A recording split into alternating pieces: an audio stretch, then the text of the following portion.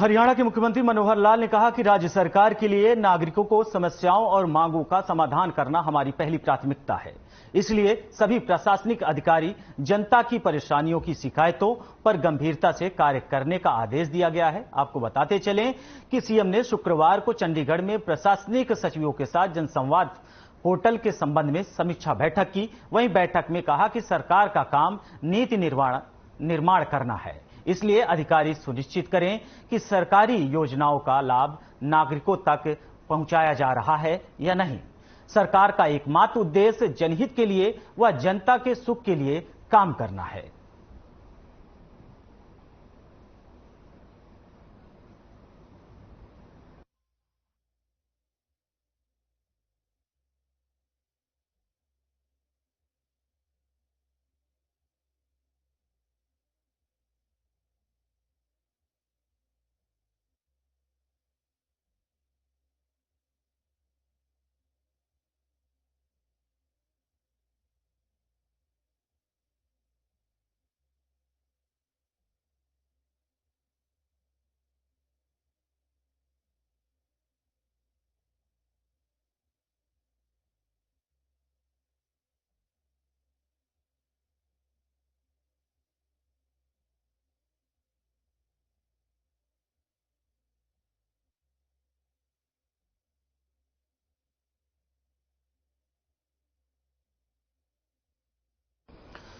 वहीं आपको बता दें कि सीएम मनोहर लाल ने समीक्षा बैठक की, जिसमें अलग अलग विभाग के कई अधिकारी और कर्मचारीगण मौजूद रहे। उसके बाद सीएम ने सभी को ये हिदायत दी कि हरियाणा की जनता की सुख दुख, उनके कार्यों को प्राथमिकता से रखा जाए। उनके कार्यों की किसी भी तरीके से किसी भी अधिकारी के तरफ से कोई लेट लतीफी ना हो और हर तरीके से जनता के हितों के साथ प्रशासनिक जो अधिकारी हैं, जो कर्मचारी हैं और जो नेता हैं, सभी उनके हित में काम करें। आपको बता दें सीएम ने समीक्षा बैठक करते हुए कई विभागों के अधिकारियों से जानकारी ली, अलग अलग विभागों की समीक्षा की और जिसके बाद सीएम ने सभी को निर्देश दिया।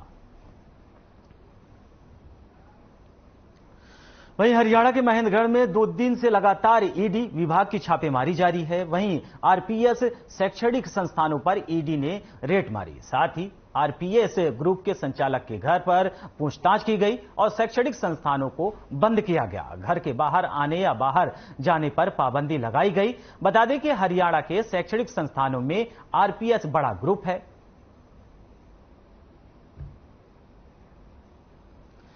वहीं आपको बता दें कि आरपीएस शैक्षणिक संस्थानों को लेकर रेड मारी गई है। फिलहाल अब लगातार इस पर छापेमारी जारी है। ईडी ने यह बड़ी कार्रवाई की है। आपको बताते चले कि ईडी विभाग की यह बड़ी कार्रवाई और जिसको लेकर अब स्थानीय प्रशासन में हड़कंप मच गया है। आरपीएस शैक्षणिक के एक संस्थान है जहां पर ईडी ने छापेमारी की है। फिलहाल छापेमारी जारी है।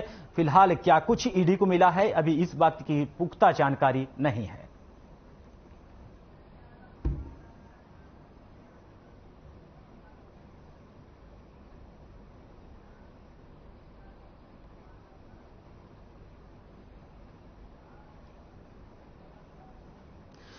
वहीं इस खबर पर हमारे साथ अधिक जानकारी के लिए हमारे संवाददाता हरविंदर यादव जुड़ गए हैं। हरविंदर, सवाल वही कि ईडी लगातार छापेमारी अभी पंजाब के अलग अलग एरिया में कर रही थी, लेकिन महेंद्रगढ़ में आरपीएस के ठिकानों पर छापेमारी, फिलहाल क्या कुछ जानकारी, क्या कुछ अपडेट?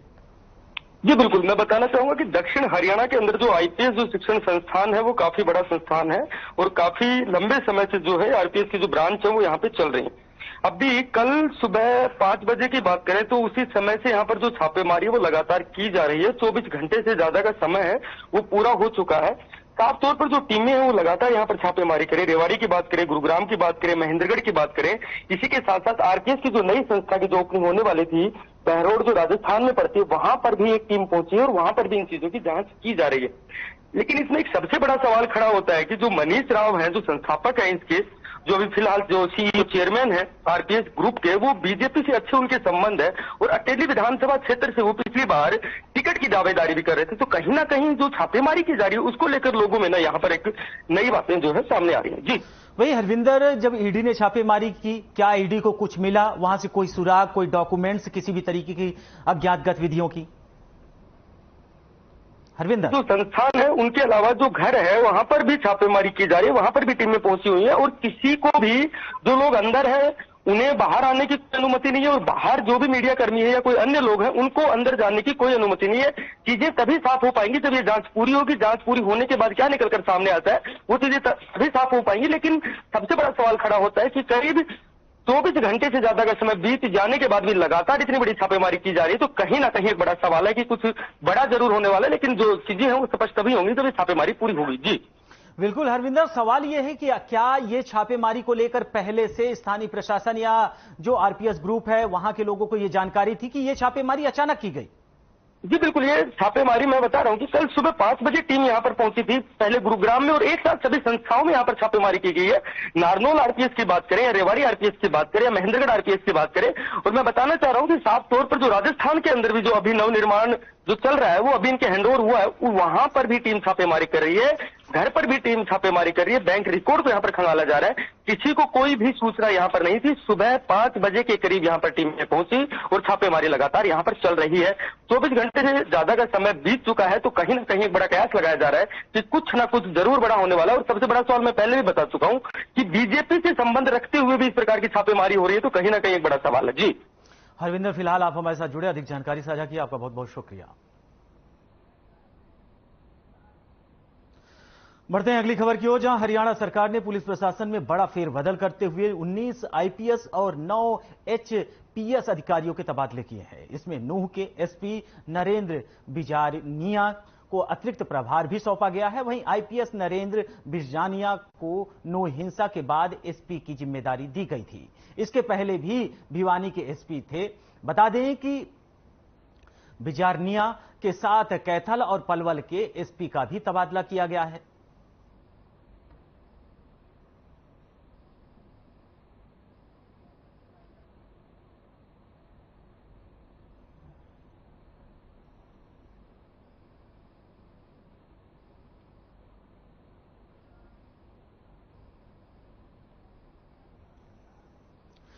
वहीं फरीदाबाद सेक्टर 16 के राजकीय महिला महाविद्यालय में आयोजित हिंदी पखवाड़े और मिलेट्स का परिवहन मंत्री मूलचंद शर्मा ने शुभारंभ किया। मंत्री ने इस दौरान कॉलेज के छात्राओं की तरफ से मिलेट्स एग्जीबिशन में बनाए गए मोटे अनाज के व्यंजनों की तारीफ करते हुए कहा कि मोटे अनाज खाने से शरीर स्वस्थ रहता है। उन्होंने कहा कि मौसम के अनुसार व्यक्ति को खाना चाहिए ताकि बीमारियों से दूर रहा जा सके। उन्होंने हरियाणा में पहली बार मोटे अनाज की प्रदर्शनी लगाने और जागरूकता रैली निकालने पर महिला कॉलेज के समस्त स्टाफ को बधाई देते हुए कहा कि आज हरियाणा में बेटी बचाओ बेटी पढ़ाओ का नारा हरियाणा की मनोहर सरकार ने साकार करने का काम किया है।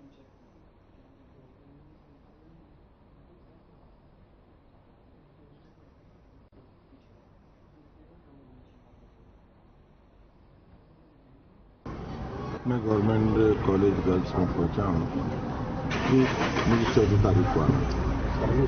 14 तारीख का हिंदी दिवस था। आज ये कार्यक्रम मोटे अनाज पे जो है, प्रधानमंत्री जी ने सारे देश में दुनिया में जितना मोटे अनाज का महत्व मिला और मोटे अनाज को जितना बढ़ावा मिला है, सबसे ज़्यादा इसका हर व्यक्ति, हर किसान को इसका लाभ मिलेगा। और मोटे अनाज से ये जानकारी जो मिली है, जो जानकारी दी गई है, इससे क्या है कि आदमी की पाचन शक्ति, आदमी के जिस पे कोई बिका नहीं करता था, आज सारी दुनिया में इसकी सबसे बड़ी डिमांड है। और सबसे पहले कॉलेज में यहाँ शुरुआत की है, बच्चों को जानकारी दी है, इस तरह से अनाज से ये व्यंजन बन सकते हैं, ये स्वादिष्ट, और हर चीज़ का जो जानकारी दी है।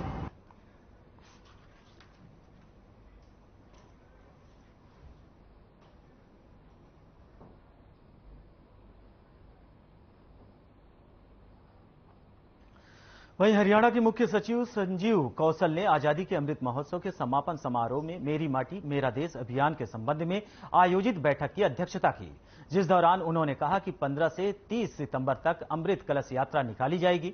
इसके तहत राज्य में सभी गांवों से मिट्टी एकत्र कर खंड, राज्य एवं राष्ट्रीय स्तर पर ले जाई जाएगी।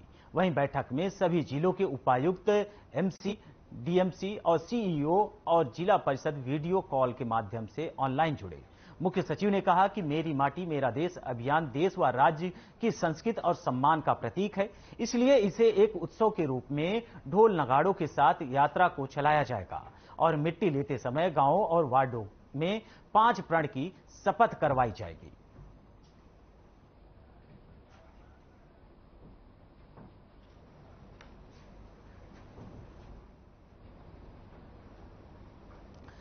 वहीं आपको बता दें कि चंडीगढ़ में मेरी माटी मेरा देश अभियान के अंतर्गत कलश यात्रा निकालने का जो मुहिम है, संजीव कौशल ने कहा कि यह बैठक जो बुलाई गई है ये कई मायनों में अहम है। मेरी माटी मेरा देश के अंतर्गत अपनी संस्कृति, अपनी सभ्यता, अपने कल्चर को राष्ट्र लेवल पर ले जाने का एक माध्यम है। सभी को इस मेरी माटी मेरा देश जो मुहिम है इसके लिए बधाई उन्होंने दी है। और संजीव कौशल ने बैठक करते हुए सभी अधिकारियों और कर्मचारियों गण को इस बात को लेकर जानकारी दी कि आप अपने अपने क्षेत्र की मिट्टी और वहां की संस्कृति, वहां की सभ्यता और वहां के कल्चर को राष्ट्र के रूप में प्रदर्शित करना, यही इस मुहिम का उद्देश्य है। आपको बता दें कि आज पूरे देश में मेरी माटी मेरा देश अलग अलग जिलों के अलग अलग क्षेत्र में ये कार्यक्रम चलाए जा रहे हैं। लोग इसमें कलश में मिट्टी भरकर अपने क्षेत्र की और उसके बाद कलश यात्रा भी निकाल रहे हैं। ढोल नगाड़ों के साथ इस यात्रा को निकाला जा रहा है।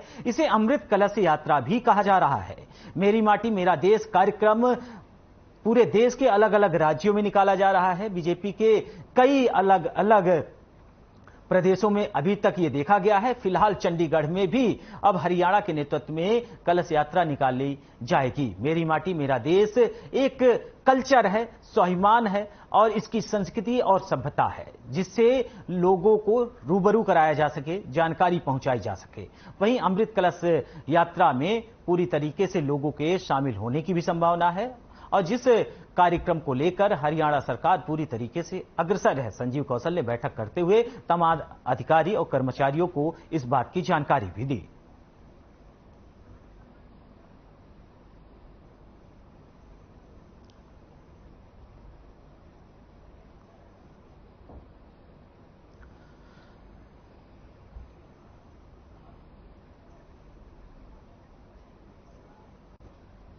बढ़ते हैं अगली खबर की ओर, जहां हरियाणा के मुख्य सचिव ने चंडीगढ़ में आईसीजेएस और सीसीटीएनएस के कार्यान्वयन स्थिति की समीक्षा बैठक की। उन्होंने कहा कि मामलों की ट्रैकिंग और प्रभावी निगरानी के लिए आईसीजेएस में समय पर डाटा प्रस्तुत करना अनिवार्य है। उन्होंने डाटा सटीक और समय पर सुनिश्चित करने के निर्देश दिए हैं। संजीव कौशल ने कहा है कि उपायुक्त कार्यालय इसे सुविधाजनक बनाने के लिए जिला अटारनी की मेन पावर प्रदान करेगी। उन्होंने कहा है कि किसी भी तरह की देरी पर लापरवाही बर्दाश्त नहीं की जाएगी।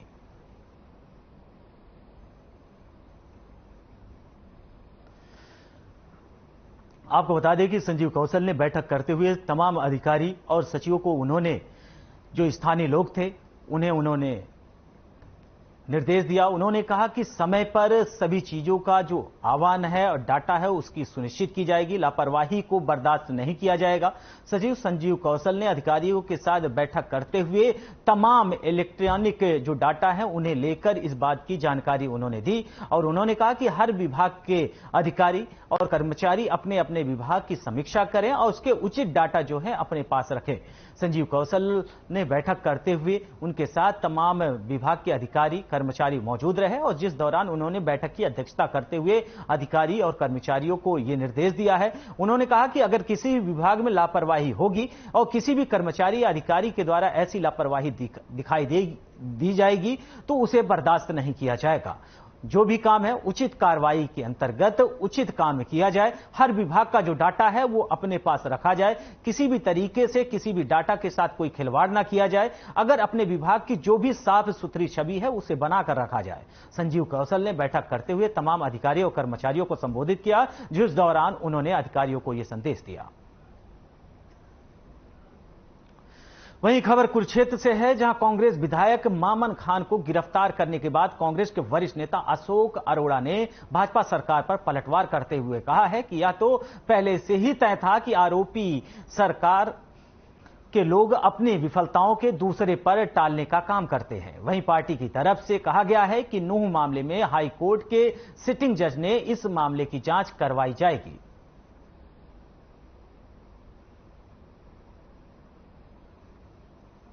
जो पहले से तय था कि भारतीय जनता पार्टी के लोग और ये सरकार के लोग अपनी विफलताओं को दूसरे पे डालने का काम करें।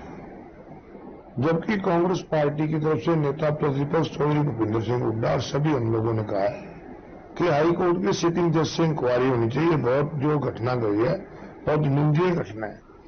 जिस प्रकार से यात्रा की उन्होंने मंजूरी ली हुई थी और सरकार को कहा हुआ था कि हमारे इतने लोग हैं, सरकार को उनकी सुरक्षा का इंतजाम करना चाहिए था। जब हमारे दूसरे एमएलए जो न्यूज से हैं उन्होंने प्रशासन को कहा था कि सोशल मीडिया में दोनों तरफ। वहीं हरियाणा पुलिस महानिदेशक शत्रुजीत कपूर ने कहा है कि पुलिस की प्राथमिकता क्राइम कंट्रोल, महिला सुरक्षा, बेहतर जन सुविधा, गैंगस्टर पर अंकुश और रोड सेफ्टी के लिए करनाल रेंज के सभी एसपी, डीएसपी और एसएचओ और ग्राम प्रहरियों से बैठक की। वहीं टेक्नोलॉजी के प्रयोग में पुलिस जांच को बेहतर बनाने पर फोकस किया जा रहा है।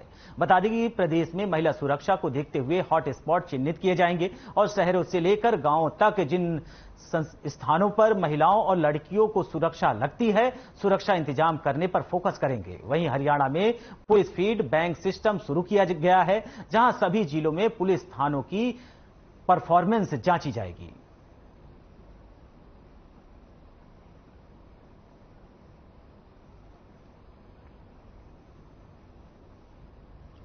तो उसमें इतना समय लगता है, तो अक्टूबर में हमें उम्मीद है कि इसको शुरू कर पाएंगे। और ऑटोज को और बाकी हॉटस्पॉट्स का एक पहले भी चलता रहा है, लेकिन इसको एक बार फिर से जहां जहां हॉटस्पॉट्स हैं, महिलाओं को असुरक्षा की भावना आती है ऐसी जगह, चाहे वो ऑटो टैक्सी स्टैंड हो, बस स्टैंड और मेट्रो स्टेशन या कॉलेजेस के सामने जो हमारे ईटिंग जॉइंट्स हैं, जहां भी मार्केट्स हैं, ऐसे पॉइंट्स होते हैं जहां पे कुछ कई बार आवारा किस्म के लोग खड़े होकर उनको एक इनसिक्योरिटी की फीलिंग आती है लेडीज को, तो उनका अच्छे से उनको सिक्योर करना, चाहे यूनिफॉर्म में वहां ड्यूटियां लगें, उनको उन जगह को सिक्योर करना। तो एक कॉम्प्रिहेंसिव एक पैकेज की तरह से हम इसको लेंगे कि ये 4-5 स्टेप्स लेंगे।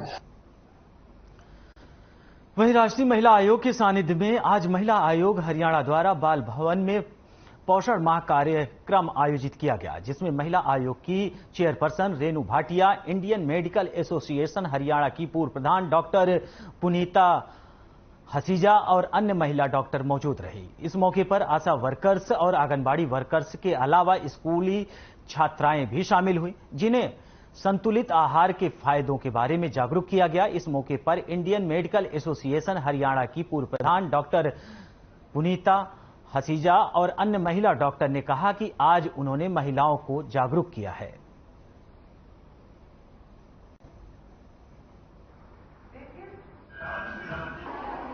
राष्ट्रीय महिला आयोग के सानिध्य में हर एक प्रदेश यानी है जहां बहुचर्चित 7 साल की बच्ची से जघन्य हत्याकांड के अभियुक्त आरोपी को दोषी करार दिया गया है। बता दें कि कैथल में 7 साल की बच्ची से रेप करने के बाद उसकी हत्या कर दी गई थी। वारदात के बाद सबूत मिटाने के मकसद से बच्ची की बॉडी को तेल छिड़क कर जलाने का प्रयास किया गया था, जिस पर आरोपी पर कार्रवाई की गई है।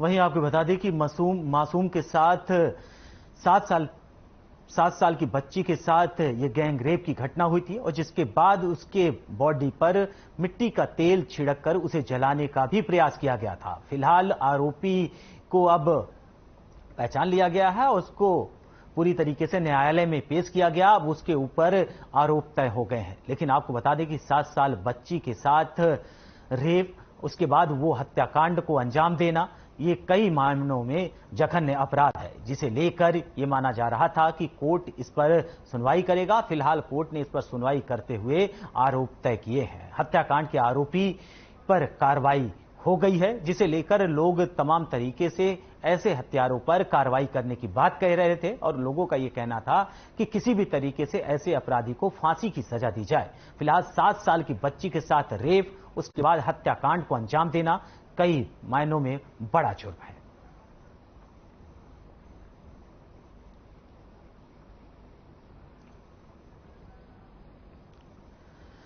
वहीं नशे जैसी जानलेवा बीमारी से युवा और हर आयु का इंसान सदा के लिए दूर हो जाए और नशे के खिलाफ समाज को प्रेरित करे। इसी सोच के साथ महाराष्ट्र के नागपुर में आज नशा मुक्त जन जागरण सद्भावना पदयात्रा निकाली गई। यह यात्रा मुख्य चौक चौराहे से होते हुए निकाली गई, जिसमें नशे से दूर रहने की अपील की गई है। इस पदयात्रा में भगवती मानव कल्याण संगठन के केंद्रीय महासचिव अजय अवस्थी मौजूद रहे। अजय अवस्थी ने आमजन से अपील करते हुए कहा कि नशा मुक्त भारत अभियान का हिस्सा बने और दीमक की तरह खोखला कर रही इस बीमारी को जड़ से उखाड़ कर फेंकने में एक दूसरे का सहयोग करें। आपको बता दें कि भगवती मानव कल्याण संगठन निःशुल्क निस्वार्थ सेवा भाव से देश के लगभग 170 जिलों में काम कर रहा है। संगठन ने अब तक लगभग 20 लाख से अधिक लोगों को भारत और नेपाल में नशा मुक्त जीवन जीने के लिए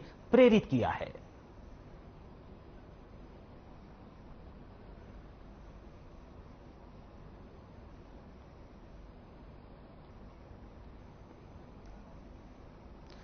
बढ़ते हैं अगली खबर की ओर, जहां इंडियन नेशनल लोकदल के महासचिव और विधायक अभय सिंह चौटाला यमुनानगर पहुंचे, जहां उन्होंने कार्यकर्ताओं की मीटिंग ली। उन्होंने बताया कि जेजेपी के काफी संख्या में कार्यकर्ता एनएलओ में आ चुके हैं। जेजेपी महिला विंग की बलविंदर कौर एनएलओ में शामिल हो चुकी हैं और उन्होंने उनका स्वागत भी किया है। उन्होंने कहा कि जब चुनाव की तारीख तय होगी तब जेजेपी में कोई नहीं बचेगा, सब एनएलओ में वापस आ जाएंगे। उन्होंने बताया कि 25 सितंबर को रैली में नीतीश कुमार, लालू यादव समेत कई अन्य नेता शामिल होंगे। उन्होंने मामन खान की गिरफ्तारी पर प्रतिक्रिया देते हुए कहा कि इस मामले में जुडिशियल जांच होनी चाहिए। उन्होंने भूपेंद्र सिंह हुड्डा और बीजेपी पर आपस में मिली भगत का आरोप लगाया। कहा कि हरियाणा की परिवर्तन यात्रा में हर हलके में हजारों की संख्या में लोग शामिल हुए। लोग परिवर्तन चाहते हैं।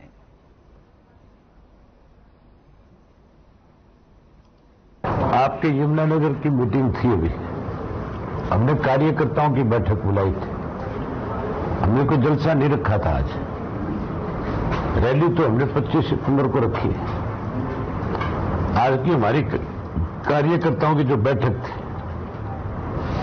वो रैली में तब्दील हो रही थी कि नहीं हो रही थी, ये बात आप खुद स्वीकार करते हो कि नहीं करते हो। जितने हमारे कार्यकर्ता आए हुए थे आज, इतने अन्य पार्टियों की जिले की मीटिंग में भी नहीं आते हैं।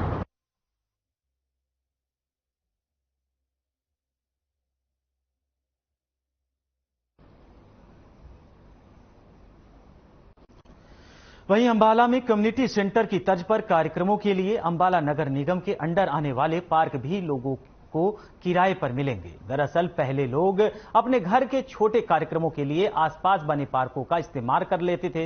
इस दौरान सफाई व्यवस्था चरमराई जाती थी, लेकिन जिसे देखते हुए अंबाला नगर निगम में यह आदेश जारी किया गया है कि अब कई कार्यक्रमों के लिए पार्कों को भी किराए पर दिया जाएगा। डीएमसी दीपक सुरा ने बताया कि जिस प्रकार लोगों को उनके बड़े कार्यक्रम करने के लिए कम्युनिटी सेंटर दिए जाते थे, अब इस तरह ही कार्यक्रमों के लिए पार्क भी किराए पर दिए जाएंगे। प्रदर्शनी जैसे कार्यक्रमों के लिए एक उचित रकम निगम को देकर पार्क में अपना कार्यक्रम कर पाएंगे।